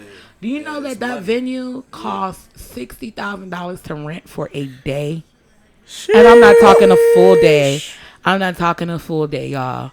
You talking from the Morning to evening type thing. Business operation. Not even business operation hours. If you pull up at the venue at 8 and your reception's supposed to end at 10, that's $80,000, and they price it based upon your guest. Oh. So you telling me if I book it for a day and I'm not out by the time, or it's not clean? Oh, you're getting charged additional. Absolutely. Not 2 days, but you get charged whatever that additional overpriced fee is. So say if you go over an hour, it's an additional like $750 or something like that. You looking at them prices now, ain't you? You look at them prices on that website. My dad had a friend of his daughter got married on like a Monday or Tuesday there because it was cheaper to get married during the week. Yeah, I'm looking at some of these photos now. It's gorgeous. It's gorgeous. It's a beautiful venue. It's gorgeous. a literal castle in the middle of a farm, if I'm not mistaken. It's cute. It's real beautiful. Cute. But that price? It's not. Yeah, price ain't cute. it ain't worth. It's not that But cute. I mean, I might change my mind if I get married. But I'm that price. They've been around for forever. But when you're paying for that, what are you paying for? Experience. You're paying for presentation. You're paying for knowledge, because they've done this quite a few times. But see, that's the type of thing that I'm trying to get into, investments. Let me invest in an up and coming resort or something like that. And the thing is, one thing is event planning took a hit, but also turned the fuck up over pandemic. Oh, no, I don't know why everybody thought we was gonna be planning events during the pandemic. Oh no, but it's I coming included. back, booming. It's booming now though. Yes. Because everybody's getting married, everybody's getting engaged, everybody's having babies, so baby showers, anniversary parties, You know how many weddings, people just got engagement married on, parties. 222. Yes. I actually, funny enough, when I was in the hospital, my nurse that took me to my CT scan, she was getting married on 2/2/22, and I was like, everybody's getting married that day. Like people were like waiting for that day to come, and I'm just like, ew. Wow. They said like the percentage of Las Vegas weddings was like stupid, record breaking. Stupid, I'm sure, because they were getting married because they wanted to have 2/22/22. I don't get it, man. I don't get it. I don't know the whole. I don't get the whole thing. Number. Okay. 2/2/22. And the thing is, that angel number was we so crazy. Is the number 2 is the number of self. That's the insanest thing about it. Is 2 is the number of self, and everybody was getting married on 2/2/22, and I was just like, so are they marrying? They're not marrying for the actual. I was gonna say it's ass backwards. Thank you. That's some Dennis Rodman shit. So they're marrying for themselves. Yeah, that's what I said. Dennis Rodman shit. Like, no shade to my boy Dennis Rodman, but yeah. For the idea of self, they're not doing it for the actual marriage. Correct. Yeah, I'm hoping my wedding day has no major significance according to that day, except for the fact I want a regular ass day. Yeah, I'm saying, just give me a regular ass day. Regular ass day. That sounds like there's gonna be a lot of divorces soon. I don't doubt it. We gonna pray for y'all that was married on 2/2/22. I don't want y'all to get divorced. I'm just saying. I'm just stating the facts, guys. All right. Yo, we have been going for almost 90 minutes, so before we wrap up, obviously, I have to ask one last question. Okay. And you kind of answered it throughout the entire podcast, but I just wanted to know, like, what are some of the biggest challenges of being a business owner and a creator, for you at least? Staying creative. Yeah. Okay. Hey, that's simple enough. As a creative, you hit a roadblock. Every creative hits a roadblock. I even hit one recently, like right after Christmas, right after Hustle season dropped. I didn't know what my next move was, because normally I'm like 2 collections ahead. I wasn't. Hustlers, I had literally given Hustler season my everything. Like, my everything. So for me, I felt like I needed to take a break. So I always say one of the biggest challenges is knowing when to take a break, know when to hold them, know when to fold them, know when to run. You know, Now I would ask you this, like, okay, because even for me, like, I definitely agree with you as far as like taking a break, because like after I put out my last project, you were like, I need a break. I need a break, sweetheart. So how long of a break do you feel as a creative they need? Or do no more than 90 days. No more than 90 days. Unless you feel like you need an additional 30, then I would say take it out to 120. And the reason I say no more than 90 days, because that is a full quarter. That's the way you got to think about it. 90 days is 3 months. That's a quarter of the year. If you take a full quarter off, you're the fuck behind. And for me, even taking 2 months off, I see people getting ready to drop like Easter collections, and I'm like, I'm behind. Okay, listen. But it's funny that you mentioned that, because like I now see marketing in a different perspective. Right. So like you have to market 2 months ahead. And you seen Christmas. You know what I'm saying? Yeah. So it's so crazy. So that you can. Oh, let me get the Christmas tree, or let me get the decorations, let me get the lights. And that's truly how businesses get you, is by marketing so early. Like, I'm about to go to my business Instagram right now, because I wanted to see when I actually started marketing for Hustler season, because I'm sure it was like stupid early. I think that puts a lot of I started marketing for Hustler season on November 5th for it to drop on Black Friday. And literally, I would say every day I was like dropping content, like every day for like a week straight. I was dropping content every day. I think I missed maybe like one day, but every other day I was pretty much dropping fresh content for Hustler season. Like, and I felt like it was getting to a point where I was getting annoying. I was getting annoying. Like, I was dropping content in the midst of Thanksgiving. And I was like, well, I gotta put up a thank you post for Thanksgiving. And I was like, oh my God, like my feed is just like, it's a lot right now, because I feel like I'm just like going so hard. Like, I'm even looking at the interview I did with my model that I had, Mr. Michael Millions. Hey, Mike. I I started promoting early, I feel like. But my creational hustle season started in the summer. So you got to stay. That's one thing. That's another thing I would say is staying ahead of the game. Staying ahead of the game, knowing your lane and minding your business in it. Knowing your lane and minding your business in it. And I would say just making sure that you're giving your brain enough time to create. See, I think that's very inspirational because the last project that I put out was in February. So it's been about a year. It's been about a year, and I have not put anything else out. Only because I just feel like more so it's just been more of just kind of like mental health and just trying to like get my mental health together. Have you been writing though? That's my question. Yes. So you've been writing like crazy. Good. That means you got stuff to like put together. Put on wax. Like I got shit that I got put on wax, but at the end of it, it's like I just have not been in the studio or just been like actively trying to put the stuff together, like actively putting the stuff together, because I feel like it's been more so just kind of like a discipline complex. But this definitely puts things in perspective for me as far as like how long I actually should be taking a break, because a year is too long and people forget.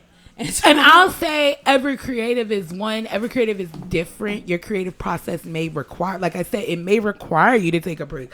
But for me, take a break means I'm not doing anything in regards to creativity. You've been writing. You haven't been taking a break.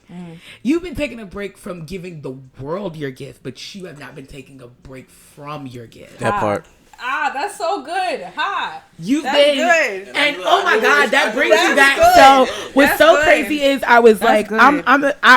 a lot of my stuff with H4 is hip hop inspired and hip hop based. I love hip hop. Hip hop is, I would say, I'd probably speak in rap lyrics 99.9% of the time. So one of my favorite songs, because we were talking about Cole earlier, is "The Climb Back." And in the beginning of the song, it's this, I don't know where he found this sample from. I would love to hear the full speech because I'm pretty sure it definitely speaks to the creative. It says, "Do you create this art to facilitate growth or to become famous? What is more important? Keeping it or letting go?" Notoriety over the dollar. Oh, wow. And that's the one thing that he named the song "The Climb Back." And if you really listen to Cole, he's talking about like the creative process of like coming back to where I am now, getting back into the studio, getting back into your niche and your groove. It's a climb back. It's a process, and you have to really sit there with yourself and say, am I creating this for the right reasons? Or am I creating this to become famous? Am I creating this so people know my name? And that really, to me, that traces back to all those pandemic businesses that closed. It's like, were you creating, were you doing this to make money? Or were you doing this to actually give people something? Like the intention there? Right. The intention was always to have longevity, not to be so and for short me, term. For me, that's it. My intention is always going to be longevity and legacy.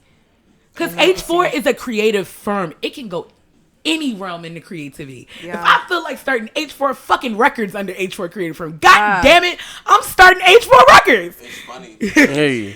Bring back another spin back topic. We were talking about Moneybag Yo. Yep. And on, I think his project Heartless, one of the songs is Relentless Again. And one of the verses said that I was gonna put myself back to show y'all I could get it again, or something along those terms. Like, people got it misconstrued that like he was real live in his niche. He was rapping because he had things that he wanted to see for himself. Like, that's kind of where you have to be every day. You wake up and go back to step zero. Yep. Right. Because you have goals. Like, you can go from 0 to 100, but you back at 0 because now you're at 101 to 200. Now you're at 201 to 300. You know what I'm saying? You're always putting yourself back at 0. And if you can continue to remember the fact that you got somewhere that you're trying to get towards, it just, reinforces the fact that you're never going to be comfortable, especially when you're growing your brand. I was going to ask you the question, at any point, do you foresee yourself having facilitators of H4? As far as branching out and having other people work for the company, or having other people that are under your belt, they know the vision that you have. Like ambassadors. H4 ambassadors. I've actually never thought about that, but you gotta you didn't put a little buggy in my brain. It's so funny because I was kind of talking about something like that, because one of my big things is being in a family of educators, being the daughter of an educator, going into my field of education and my realm of education in regards to behavioral health. One thing I see is kids always talk about, I want to be a boss, I want to be a business maker, I want to do this stuff. And I always tell them, do you know what you want to do? Find your lane and start really grooving out your lane. Carve yourself out. And my mom was like, she's like, have you ever thought about creating some type of program where the kids can wear your stuff and they get you sales, they make money off of it? And I was like, so you're talking about kid brand ambassadors? And she was like, yeah. I was like, kids don't have no money. I said, it sounds great. Trust me, it sounds amazing in theory, but kids have no money. Hey, but no funny shit. The sweatshirt you got on, if you were to give that to a kid, they would love it. Every time I wear it, I'm rocking hustler season. I've worn this to middle school before, and they're like, "Oh, I'm a hustler too." And I was like, "But what is a hustler? What's a hustler to you?" Again, I love asking that question to kids, because they be like, "Oh, somebody that get good grades, somebody that come to school every day, somebody that behave themselves." I'm like, "That's a hustler. That's right. You is a whole middle school hustler. You are absolutely right." You be like, look, if you get what is it? I don't know if they still do the 9-week period type shit. 9 weeks grades. At the end of the 9 weeks, if you got all A's, sweatshirt on me. Yep. You can wrap this but after I give you that sweatshirt, you gotta show me why are you a hustler? Show me why you're a hustler. Something else I've always wanted to do is give away a scholarship. To somebody made. Yep. And that's one thing that I definitely am doing this year. That's one of the many things I have on the table is H4 Cares, which is going to be my philanthropic and charitable branch of H4, and it will definitely be geared towards education and behavioral mental health for children in particular. Because like I said, being in a line of educators, my aunt that I was talking about earlier, she's a preschool educator. My other aunt, she taught nursing at Norfolk Tech. My uncle is still a professor down in Georgia. My mom has been teaching for almost 12 years now and is still in the school system. And now with me going into the behavioral health realm with education, it's in me. And benefiting, I know this sounds real bad, but I'm Richmond. I'm real Richmond. RPS Richmond. Ain't nothing wrong with that. And for me, my babies get shorted all the time. And if it's up to me, it won't happen no more. So that's something that I am definitely working on, because I want to give Richmond and RPS everything that they have given to me to make me who I am. Yeah. And that's one thing that people, when they see that, they hear my heart. Because I'll tell you quick, RPS, Richmond Public Schools, made me who I am. And you successful. From my viewpoint. And thank you. Thank you. I appreciate that more than what you know. The thing is, though, RPS has a lot of success stories. It's not just me. They got people living in the city, owning businesses, owning actual brick and mortars that are success stories. Come on. So to me, it's all about letting these kids know, hey, I did it. I made it out. I made it out, but I made it out. I came back to show you that you can make it out and come back. Mm-hmm. That's it. Hey. So, wow. We've definitely have a very. I really do. But I'm starting to look. I ain't gonna hold it. I'm starting to get a little sleepy now. Yeah, we've had a very riveting conversation here, man. We literally could go all night just with the questions and just with the discussion. I love that y'all wanted to pick my brain. That make me feel all special. Hey, that's why we're here. So to wrap up, of course, I just wanted to ask the room in general, of course, if they have any other black businesses that they want to highlight real quick, or of course any black creatives or any black podcasts that they want to highlight real quick. Black creatives. Oh, black podcasts I want to shout out. I definitely want to shout out Lick the Rapper with Imani Blair. That was actually one of the first podcasts I ever was on. Shout out to Imani. She's an awesome female talent. The first time I ever met her was on stage, and she killed it. So shout out to Monty. I would say some black businesses I definitely want to give a quick shout out to is 22 and Blue. Hey girl, she's based down in Charlotte now, I think either Charlotte or Greensboro, but she's based in NC. She has some really dope t-shirts and things. Nick Nat Creations based out of Richmond. She has some beautiful earrings I love. K-Lig and Co. Hey Kadeja girl. Hey. Kadeja has been in business for years, and she actually has started up her own pop-up shop up in Richmond. So shout out to you. She is phenomenal. She is insanely creative, super smart. Love her. I'm trying to think of some other black businesses off the top of my head.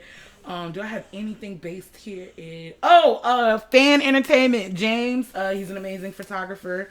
Straight out of ODU with it. I'm trying to think of some other black businesses that support me as much as I support them. Oh, also I have to give a shout out to J Bella Photography. She does all of my business photography for me. So yeah, and she just had a baby. Hi, little Aiden. That's beautiful. I'm gonna just shout out my family real quick. Like I told you, Solidarity and Company. Yes.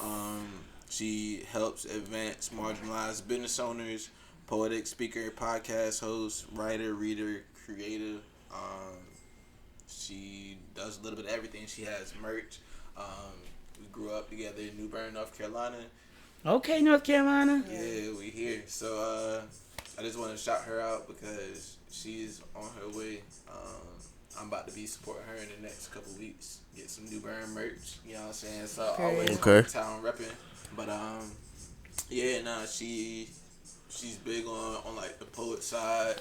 She has a podcast as well. Just if you can support her, send love. She's based in Charlotte right now. So I do have a couple businesses. I do want to shout out to the Lip Bar.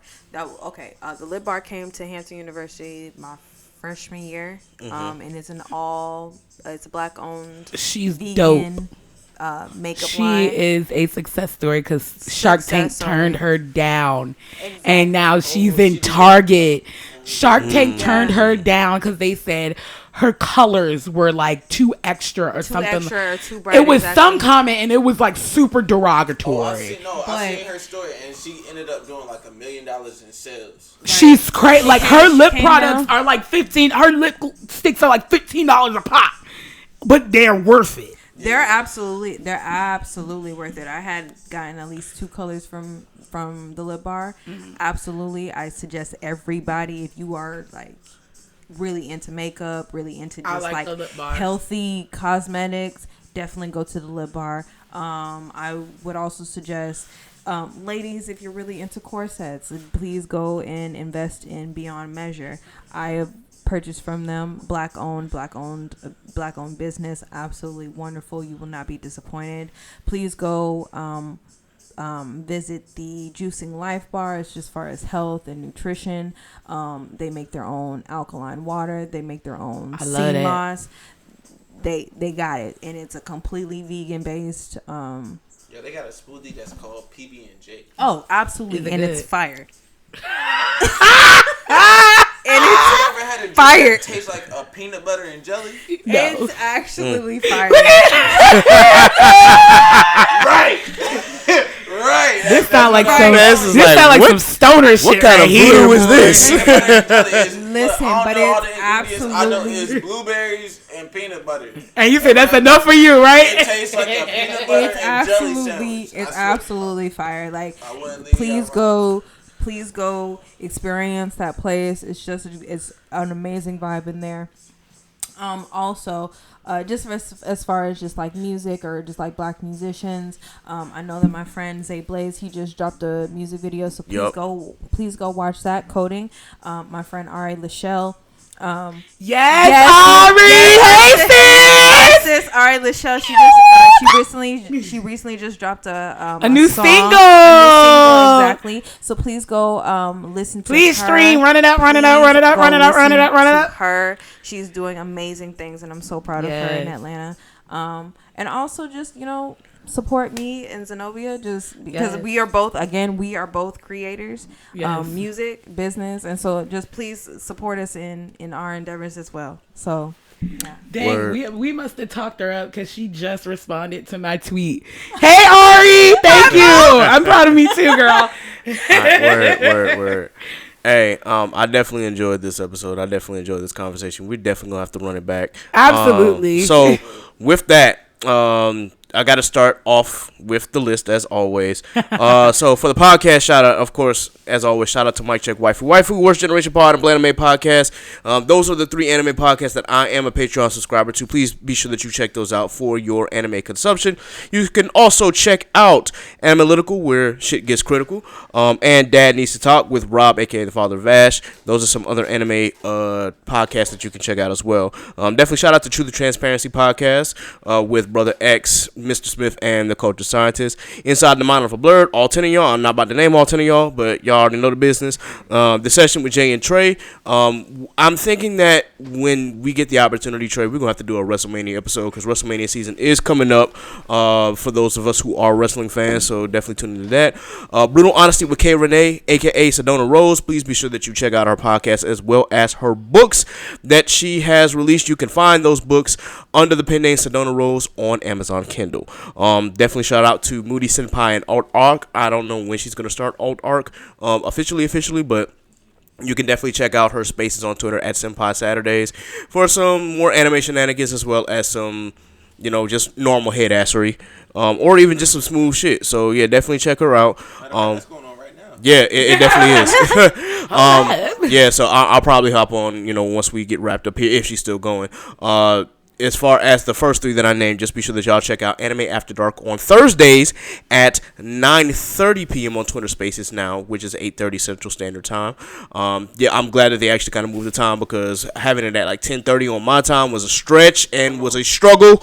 So, yeah, I'm saying, listening to them. So, it was a good conversation, but it's just like, damn. Yeah, it was a lot. Niggas on Spaces don't go to sleep, and that's disturbing. Yeah, I've learned. I've literally watched the space be open all night. Like I go to bed at 10 and I wake up at 6 and that bitch is still open. Niggas right. still talking. Go to bed. Right. So for the black content creators, shout out to Black Anime, aka HBCU Anime. They work in tandem with each other. Also shout out to Sundari. Be sure that you check out their YouTube channels. Shout out to the Geechee Gamer, aka my girl Kiana. She is always very welcoming, always warm-hearted. Please be sure that you check her out on Twitch. And Icarus Metro Comics, please be sure that you check out Calvin and his new comic book series.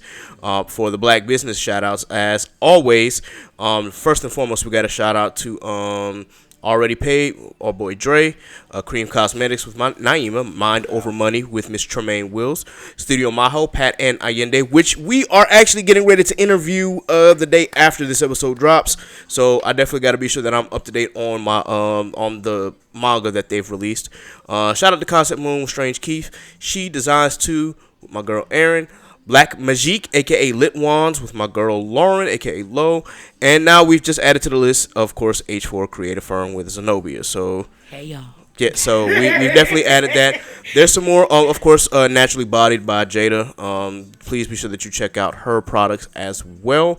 And I'm trying to think if there's anything else that I can think of or any other businesses that our homies have. Happy Black History Month. It's like, ain't this the last episode of Black History Month? Well, it'll drop on March 2nd, so it's technically, it's like, we recording during Black History Month. Because I'm black. Because we blackity black. Black, y'all. Come on. Blickety black, blackety black. Okay, you went the fuck in. Because I'm black and I'm back. Peace to all my guys on earth, yo, dick. Okay, it's giving us a little RZA, Jizza, Inspector Deck over here. Yo, what's good? It's your boy Fleetwood, 94 Pro on the miss. Shout out Globally Local. Shout out my nigga Scoozy. Shout out Bobby. Shout out Scoozy. Scoozy. We love you, Scoos. And RIP my nigga Neb. All right. We definitely appreciate that. Everybody in this room knows Scoozy because everybody went to school. Okay, Scoozy. Yep. Everybody in this room knows Scoozy. He's the godfather to my daughter. So. Oh, Scoozy actually has a show tonight in Charlotte, so we love you, Scoos. Good luck, Scoos. Good luck, Scoos. Yes, indeed. We gotta get him back out here too. Yeah, oh, that nutcase, man. That's my guy. I love me some Scooz, man. That boy crazy. All right, y'all.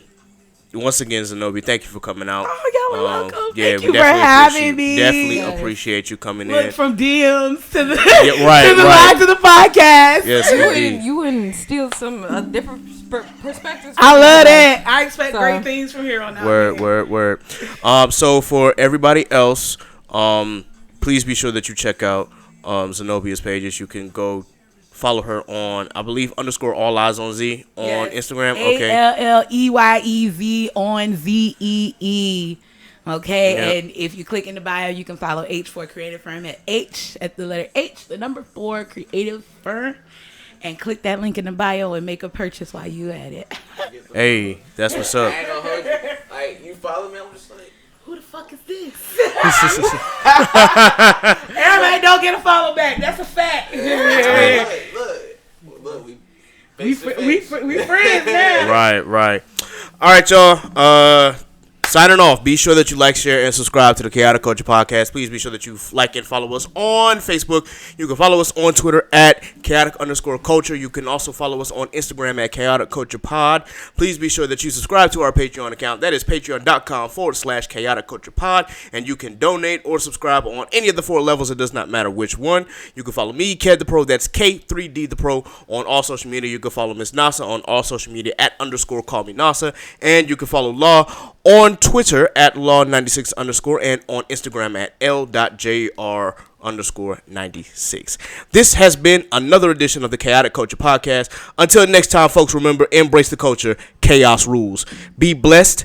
Be safe. God is love. Deuces. Peace.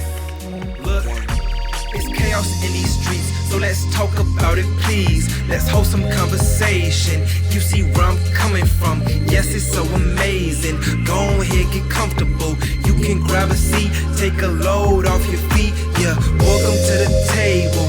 We don't tell no lies over here. This ain't no fable. We just live our lives over here. We ain't no angels. We just shine our light over here. We got the power. We just showing love over here. 'Cause everybody needs